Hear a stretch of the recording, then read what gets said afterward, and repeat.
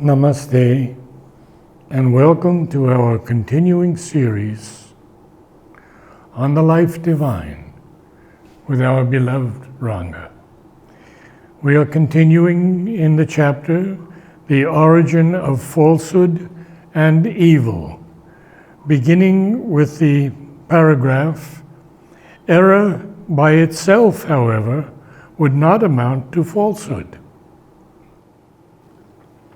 So, let us situate ourselves in the context of what we are going to read.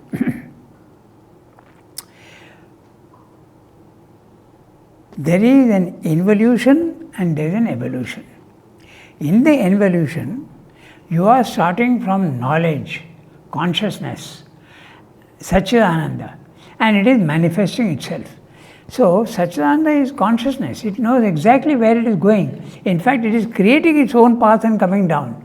There can be no error, no misunderstanding, no falsehood. It's absolutely light and consciousness and the right path. But when you come down and the involution is complete, now you are starting the evolution from the base of inconscience. And you are now going, you are completely unconscious of where you are going. It's like crossing a wild forest and you are trying to make out where to go and where not to go. So, you come to a place where there is a path which seems to be very pleasant, but at the end of that pleasant path, there may be a lot of difficulties. And at the beginning of the path, there may be full of thorns and all sorts of wild animals, and you may feel this is not to be done, but at the end of it there is a beautiful palace which you would benefit from. So you make a mistake, you make a choice, you make a wrong choice. Oh, I'll go on the pleasant way, and then later on you get into difficulty. And when you make a choice in the pleasant way, then there are two things that happen. There is a pleasant and an unpleasant. Naturally you choose the pleasant. And when you choose the pleasant and the result is a happy one, now you start desiring it. So, this is what happens when you are going. Error by itself is not falsehood, but it leads to falsehood in this way. That's exactly what he's going to describe now. Error by itself, however, would not amount to falsehood. It would only be an imperfection of truth, a trying, an essay of possibilities. For when we do not know, untried and uncertain possibilities have to be admitted, and even if, as a result, an imperfect or inapt structure of thought is built, yet it may justify itself by opening to fresh knowledge in unexpected directions, and either its dissolution and rebuilding or the discovery of some truth it concealed might increase our cognition of our cognition or our experience. So, in spite of the mixture created, the growth of consciousness, intelligence and reason could arrive through this mixed truth to a clearer and truer figure of self-knowledge and world knowledge. The obstruction of the original and enveloping inconscience would diminish, and an increasing mental consciousness would reach a clarity and wholeness which would enable the concealed powers of direct knowledge and intuitive process to emerge, utilize the prepared and enlightened instruments, and make mind intelligence their true agent and truth builder on the evolutionary surface. So, what he's saying is that error by itself is not falsehood, but it can lead to falsehood. It can also lead to a situation where you have to try out. Let's try out this and see whether it's the right way. Let's try out this and find out whether it's the wrong way. So you have a choice and you do that. And sometimes by following the wrong path, you may discover things which are wonderful. Very good examples are there. The discovery of penicillin. It was discovered by chance. by other experiments, and suddenly they stumbled upon it. Also, anesthesia. Anesthesia also just checked today. It's also discovered almost by chance. So that's what Srinath is saying. When exploring the unknown, even without your conscious effort, you may come across certain things which are very, very useful, and your knowledge increases. So that's what he's saying. Basically, the whole thing is there. This is what he's saying in the para. So, we don't need to go into too many details, it's very clear. So, what I'll do is just I'll read the summary and then we go on to the next para. So, error by itself does not necessarily lead to falsehood, because when there is the unknown, all possibilities have to be tried out, then accepted or rejected, or even kept pending. And even if the new incoming knowledge is imperfect, it could very well lead us to new truths not intended. And while all this is going on, the range and clarity of our already known field is increasing.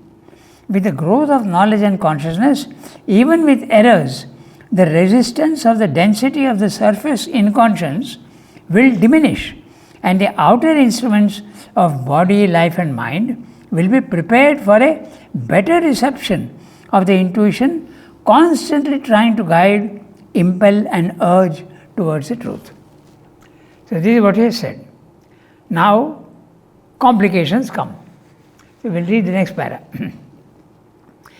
But here the second condition or factor of the evolution intervenes. So first is the error, you are making an error. Now other complications. But here the second condition or factor of the evolution intervenes.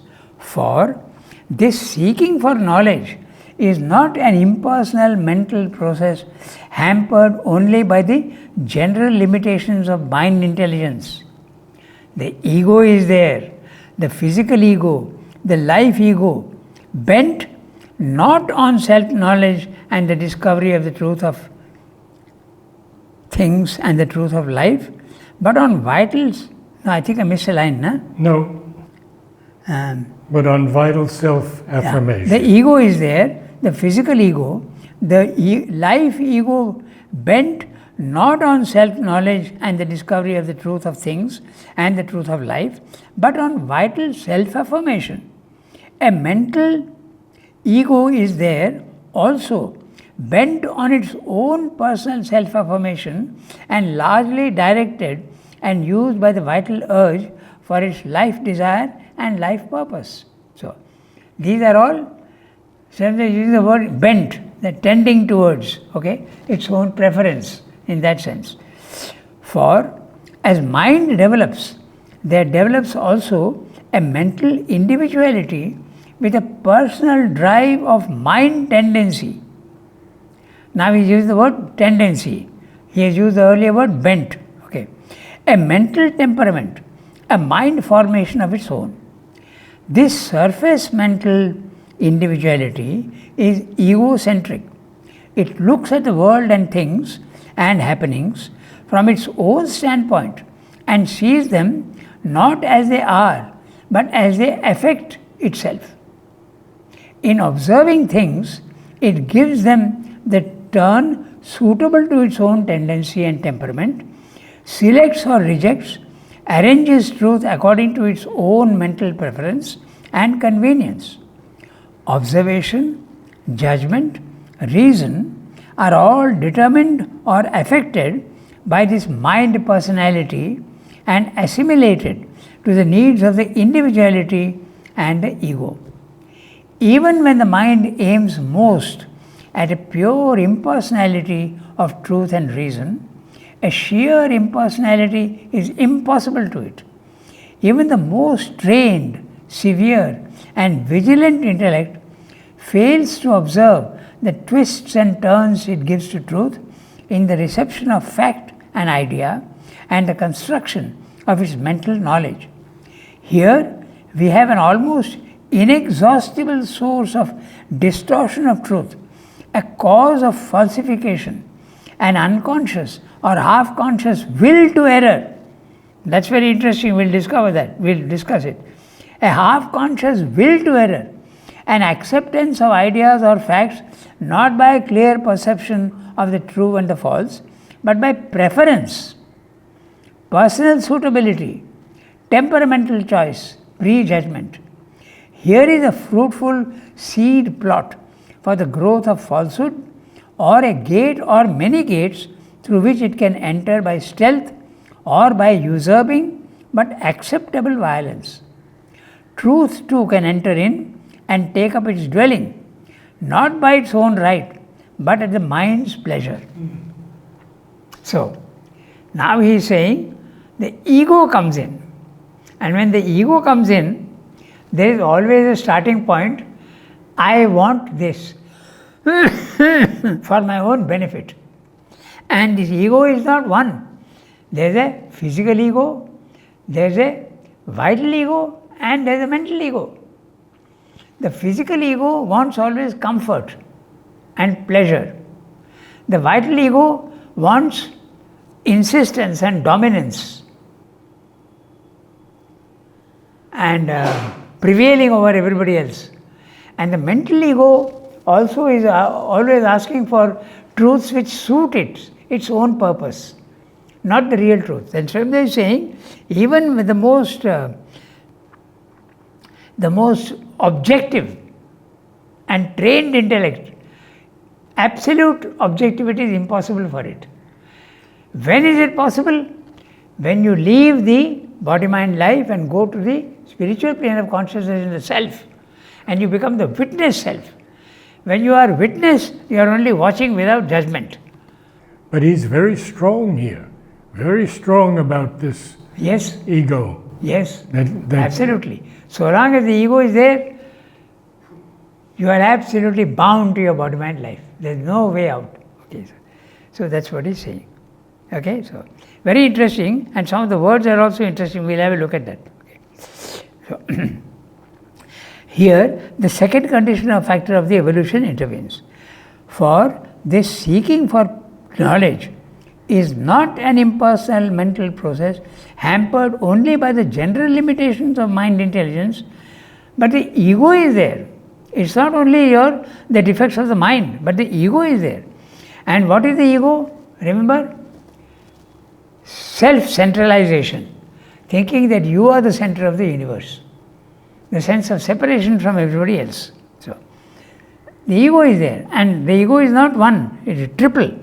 The physical ego, the life ego, bent, that means tending towards, inclined towards, not on self-knowledge and the discovery of the truth of things or the truth of life, but on vital self-affirmation. The vital constantly wants its own domination, its own views, it wants to assert its own views and ways of looking at things. But on vital self-affirmation, a mental ego is there also, bent on its own personal self-affirmation and largely directed and used by the vital ego for life desire and life purpose. So the vital is using the mind to justify its own desires. Okay, so used by the vital left for its life desire and life purpose. For as mind develops, there develops also a mental individuality with a personal drive of mind tendency, a mental temperament, a mind formation of its own. This surface mental individuality is egocentric. Okay? The mind is also, in fact, Srimad says very clearly, the ego starts really asserting itself at the mental level. There is an ego at the vital level also, but half unconscious. But at the mental level, the ego really lives in the mind. So the moment you go beyond the mind, the ego disappears. When you go to the self, no more ego. You see oneness, you don't see separation. So in the body, the ego is less than the vital? The ego is there, but almost unconscious. There is a physical ego in the atom also, but it is sleeping. In the animal it awakes a little bit, but in the mind it becomes fully developed.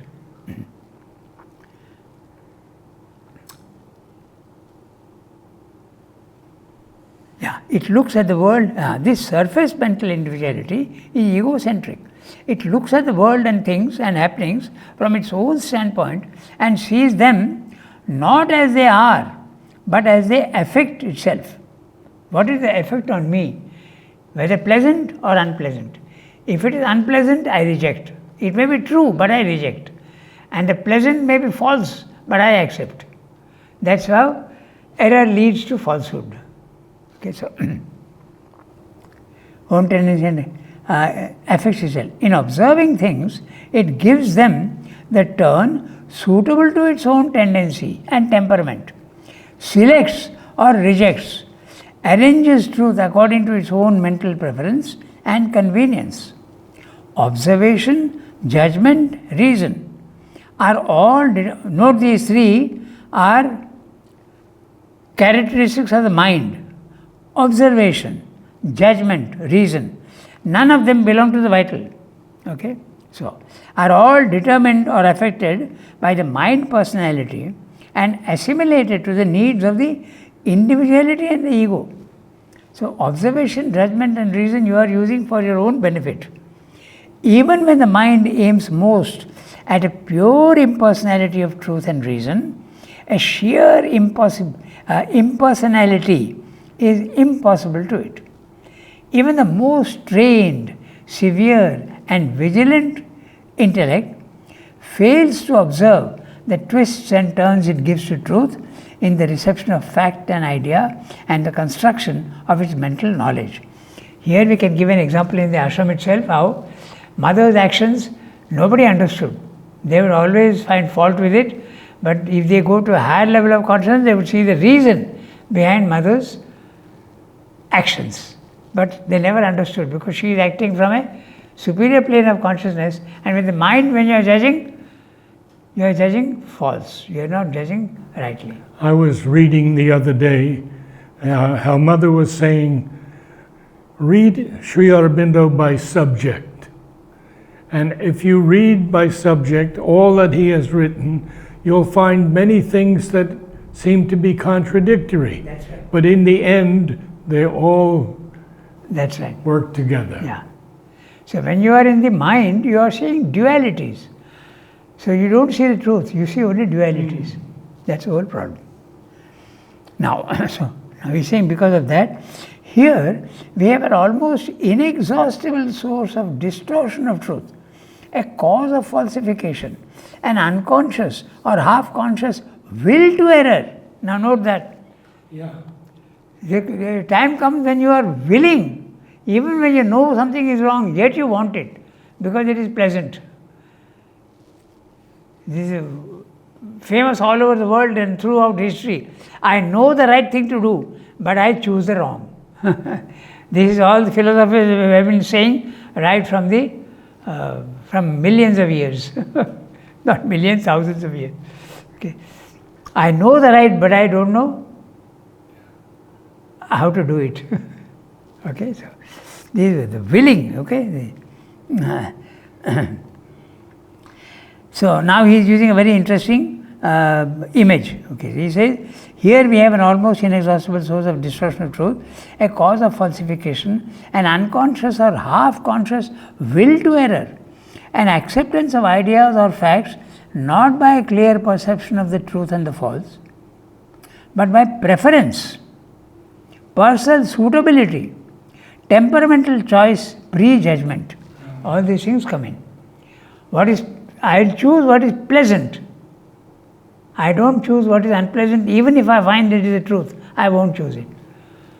There is the ego and the distortion that the vital ego and mental ego give it. Okay, so, but by preference, personal suitability, temperamental choice, prejudgment. Here is a fruitful seed plot for the growth of falsehood, or a gate or many gates through which it can enter by stealth or by usurping but acceptable violence. So, he is using a very interesting image, a fruitful seed plot.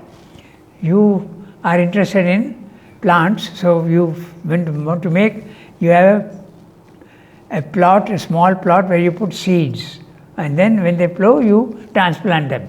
So that's the image he is using. So this is a seed plot. Why? Your ego, mental ego, vital ego, and the physical ego.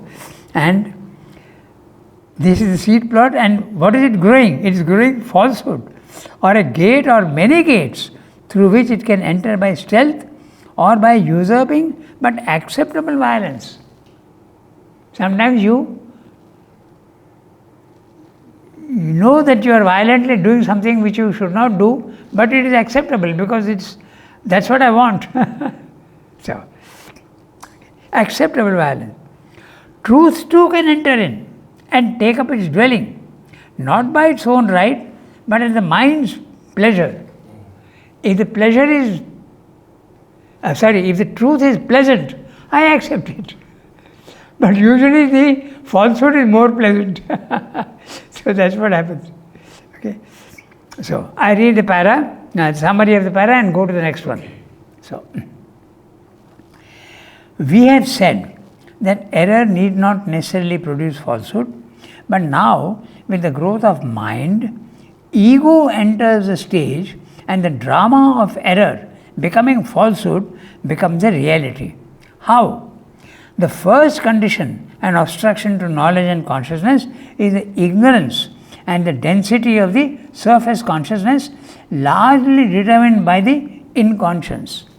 But now the second condition and obstruction to knowledge and consciousness comes in. And what is that? The ego.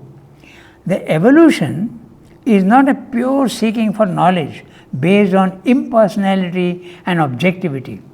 There is a physical ego, a vital and a mental ego. The vital ego is busy affirming itself against the surroundings and other individuals. The mental ego also inclined to self-assertion against the rest, the not self. It is centered and focused on life desire and life purpose. With development of mind comes development of mental individuality, separateness, a personal self-centered mental nature. All this is based on ego. The mind looks at the world and itself not objectively as it really is, but as it wants it to be, turned towards its own self-interests. All its mental faculties, judgment, observation, reason, are all turned, put to use to cater to the one need of the ego, self-assertion. The mind is not of pure objective impersonality. That is possible only at the higher mind silence. Now enters falsehood, because every possible experience is bent and twisted and warped to suit its own desires, preferences, viewpoints. The gate to falsehood is wide open. Truth can come in, but only with the permission and approval of the mental ego. That's what he has said. Yeah. So, very clearly, first it starts with error, and the error slowly leads to falsehood. And falsehood will lead to evil. Yes. Falsehood will lead to evil, as we saw in the Second World War. The evil at its worst. Okay. The extermination of the Jews. Okay. And he had genocide, all these things. Even today it is going on. And genocide is not only there. There are many, many examples of genocide. In Bangladesh there was a genocide. Yes. In Africa. Cambodia there was a genocide. Even in China there was the Tiananmen Square that when it happened. They crushed and millions, even during Mao Zedong that happened. So that is evil. So error leads to falsehood, falsehood leads to evil. Okay. Now we come to the next para. In the terms of the Sankhya psychology, we can distinguish three types of mental individuality.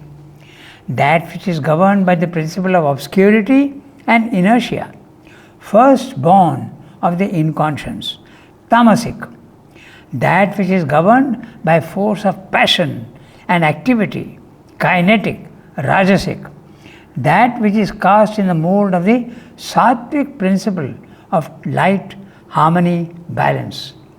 The tamasic intelligence has its seat in the physical mind. It is inert to ideas, except those which it receives inertly, blindly, passively from a recognized source or authority.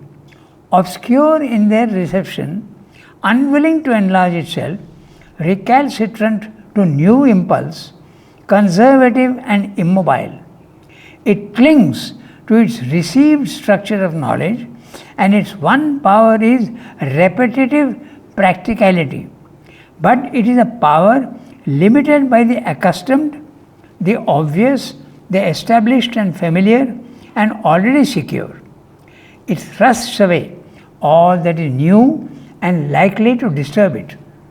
The Rajasic intelligence has its main seat in the vital mind and is of two kinds. One kind is defensive, with violence and passion, assertive of its mental individuality and all that is in agreement with it, preferred by its volition, adapted to its outlook, but aggressive against all that is contrary to its mental ego structure or unacceptable to its personal intellectuality. The other kind is enthusiastic for new things, passionate, insistent, impetuous, often mobile beyond measure, inconstant and ever restless, governed in its idea not by truth and light, but by the zest of intellectual battle and movement and adventure. The Sattvic intelligence is eager for knowledge, as open as it can be to it, careful to consider and verify and balance, to adjust and adapt to its view whatever confirms itself as truth, receiving all that it can assimilate, skillful to build truth in harmonious intellectual structure.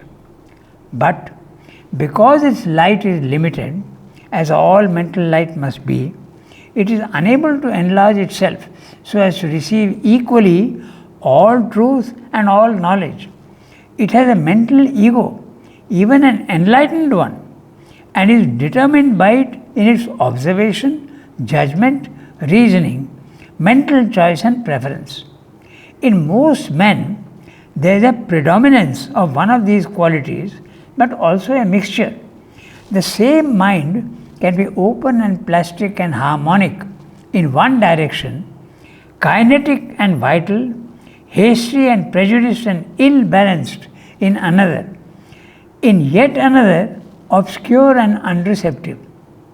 This limitation by personality, this defense of personality and refusal to receive what is unassimilable is necessary for the individual being, because in its evolution, at the stage reached, it has a certain self-expression, a certain type of experience and use of experience which must, for the mind and life at least, govern nature. That for the moment is its law of being, its dharma.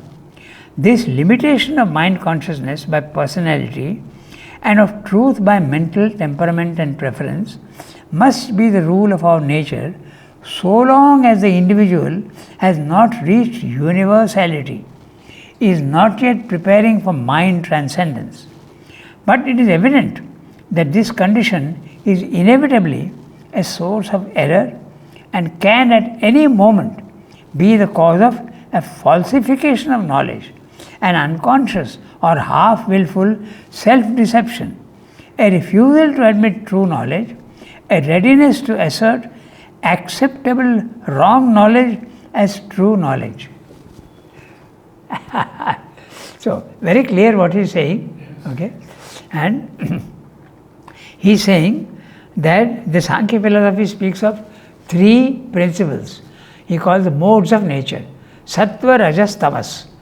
Tamas is that which wants always stability and no change. It is ignorant and is very happy in its comfort zone and does not want to change. It's very happy remaining where it is. Okay. Then So that's naturally there is no progress there. Okay. Then there is the vital mind. And the vital mind is of two types, he is saying. Okay. One is it is always defensive. And the other is, one is inward looking and the other is outward looking. It wants adventure. It wants to explore new things. It wants to assert itself. It wants to become master. If there is Mount Everest, I must climb it. If there is the moon, I must go there. This is all the vital drive. Okay. So whatever is impossible, it has to do it. So that's the positive side. The vital also is a positive. So Sridhar is talking of a negative side and a positive side of the vital. And then there is the mind. The mind also is ego, and it also chooses the pleasant. And it is also got, earlier he has told us that mental knowledge proceeds from the known to the unknown. And when you come to the unknown, you try to fit that unknown element into whatever is known already. Okay? And if it does not fit, then you wait patiently or you reject it. So it's a process slowly which goes on. So the mind also is full of, the mind is much better than the vital and the physical. It tries to get knowledge. But even there is preference. And in any case, the mind itself is limited. And true mental knowledge can come only when you go beyond the mind. He says that very clearly, when you go beyond the mind. So this is what he has said. Okay? So again, I think it's fairly clear. Yes. So I'll read the summary, and then if we have time, we'll go on to the next one. The summary of this para is like this. In the Sankhya philosophy, the mental individual is of three types. The first is based in obscurity and inertia because it has come from the inconscience. This is the principle of tamas. Then there is next the mind that is based on, there's something wrong there. Then there is next the that which is based on force, kinesis, passion, energy, action. This is the principle of rajas. Lastly, the mind bases itself in light, harmony, balance. This is the principle of sattva. So these are the three principles. The tamasic mind is located in the physical mind, manas. It is not open to new ideas. By the way, what is the physical mind? The physical mind is that which is busy only with physical things. Conceptions, imagination, all these things don't belong to the physical mind. The physical mind is only interested in the impacts of the physical world and trying to understand them. Okay, that's the physical mind. So, is located in the tamasic mind is located in the physical mind, manas. It is not open to new ideas. It receives blindly, mechanically, unquestioningly all worldly impacts. It is unwilling to move, change, or enlarge itself. It sticks to the known, rejects the unknown and the new. It is comfortable with the familiar, the usual, the obvious. This is the tamasic mind. The rajasic mind is located in the vital mind. It has two parts. The first part is defensive, violently and passionately. It asserts itself, agrees with all that is acceptable to itself. It is aggressive and against all that it disapproves and is inimical to the mental egoism. The second kind is enthusiastic about all new things. It loves adventure, challenge and battle. It is impetuous, active beyond measure, restless, unsteady. It is not truth that guides it, but only battle, debate, excitement. Now this is very interesting about the vital. People often are confused about this. The vital is that which can be extraordinarily generous. At the same time, it can be extraordinarily cruel and selfish. It's not opposites. Both exist in the vital. So that's the interesting thing when you see a good observation. You will see in many people this tendency. Sometimes they are over generous, but the same can be very cruel and can be very selfish and very hard to please. So that's what Sridhar is pointing out here in different language. Now he comes to the Sattvic mind. The Sattvic mind wants knowledge. It is open, careful, balanced, inclined to truth. It assimilates well, is skillful to build truth. But its light is limited. It has an ego, sometimes even enlightened ego. But being limited, as all mind is, it cannot enlarge itself. Most men have any one of these qualities in a prominent manner, but with a mixture of the other two. No man has got only one element. All the three are always there in everybody. Tamas, Rajas, Sattva, but in different proportions. Okay, so the same mind can have contradictory elements in it. It is open to some ideas, closed to others. Okay. This limitation, refusal to accept all knowledge, is a necessity in the evolving stage of the ignorant being. So long as the individual has not attained a cosmic consciousness, this limited nature is a necessity. But then it becomes a source of error and falsehood. Now what Srimad is saying here is very interesting. He is saying that this limitation, this limitation, refusal to accept all knowledge is a necessity in the evolving stage. Suppose I am ignorant and I accept all knowledge that is coming to me, I will be a total mixture and a chaos if I accept everything. So I have to necessarily accept that which agrees with me, then I am at least in a logical manner, I am consistent with myself. But if everything I accept, contrary things, then I won't be logical. I would be completely confused. So this limitation is necessary. You go step by step. That's what he's saying. In fact, this principle is there everywhere. At whatever stage you are, that is a help, and later on it becomes a difficulty. So, the ego is the helper, the ego becomes a bar. The mind is the helper, the mind becomes a bar. Even at the spiritual level, it's a help in the beginning, but if you want to go further on, it doesn't allow you to go further on. It says, no, this is enough. So, this is in the field of cognition. But the same law applies to will and action. Now, this is very interesting what he's saying. He's saying that we have been looking at knowledge aspect. Now he's saying, let's look at the force aspect. Okay? So, force also can make the same mistake. It can do wrong things, it can do right things. Out of ignorance, a wrong consciousness is created, which gives a wrong dynamic reaction to the contact of persons, things, happenings. The surface consciousness develops the habit of ignoring, misunderstanding, or rejecting the suggestions to action or against action that come from the secret inmost consciousness, the psychic entity. It answers instead to unenlightened mental and vital suggestions or acts in accordance with the demands and impulsions of the vital ego.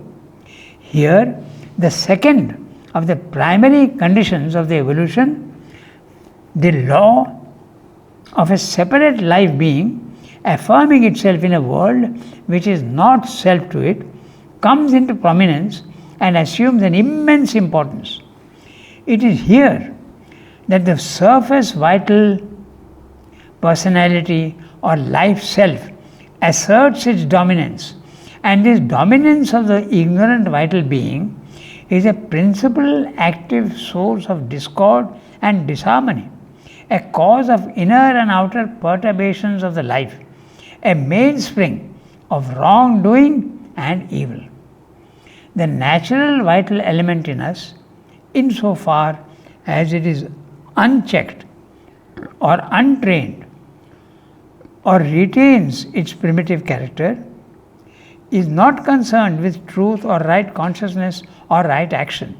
It is concerned with self-affirmation, with life growth, with possession, with satisfaction of impulse, with all satisfactions of desire. This main need and demand of the life self seems all important to it. It would readily carry it out without any regard to truth or right or good or any other consideration. But because mind is there and has these conceptions, because the soul is there and has these soul perceptions, it tries to dominate mind and get from it by dictation a sanction and order of execution for its own will of self-affirmation, a verdict of truth and right and good for its own vital assertions, impulses, desires. It is concerned with self-justification in order that it may have room for full self-affirmation. But if it can get the assent of mind, it is quite ready to ignore all these standards and set up only one standard: the satisfaction, growth, strength, greatness of the vital ego. The life individual needs place, expansion, possession of its world, dominance and control of things and beings. It needs life room, a space in the sun, self-assertion, survival. It needs these things for itself and for those with whom it associates itself, for its own ego and for the collective ego. It needs them for its ideas, creeds, ideals, interests, imaginations. For it has to assert these forms of I-ness and my-ness and impose them on the world around it, or if it is not strong enough to do that, it has at least to defend and maintain them against others to the best of its power and contrivance. It may try to do it by methods it thinks or chooses to think or represent as right. It may try to do it by the naked use of violence, ruse. How do you pronounce it? Ruse. Okay. Ruse. Falsehood. In French you would pronounce it slightly differently. Ruse. So, falsehood, destructive aggression, crushing of other life formations. The principle is the same, whatever the means or the moral attitude. It is not only in the realm of interests, but in the realm of ideas and the realm of religion that the vital being of man has introduced the spirit and attitude of self-affirmation and struggle and the use of violence, oppression and suppression, intolerance, aggression. It has imposed the principle of life egoism on the domain of intellectual truth and the domain of the spirit. Into its self-affirmation, the self-asserting life brings in hatred and dislike towards all that stands in the way of its expansion or hurts its ego. It develops as a means or as a passion or reaction of the life nature, cruelty, treachery, and all kinds of evil. Its satisfaction of desire and impulse take no account of right and wrong, but only of the fulfillment of desire and impulse. For this satisfaction, it is ready to face the risk of destruction and the actuality of suffering. For what it is pushed by nature to aim at is not self-preservation alone, but life affirmation and life satisfaction, formulation of life force and life being. It's a very interesting para with plenty of examples in the modern world. Exactly what I was thinking. Yes. The Iran-Iraq war is a very good example of what he's saying. Okay. Then even the Russian and the Ukrainian also is the same thing. So this we'll do in detail. I think we'll do it next time. Yes. Okay. So it's very interesting. A lot of examples we can give. So next time we redo this one. We'll read and read it and then do a summary. This is the field. 644. Page 644. Yes, that's right. This is the field.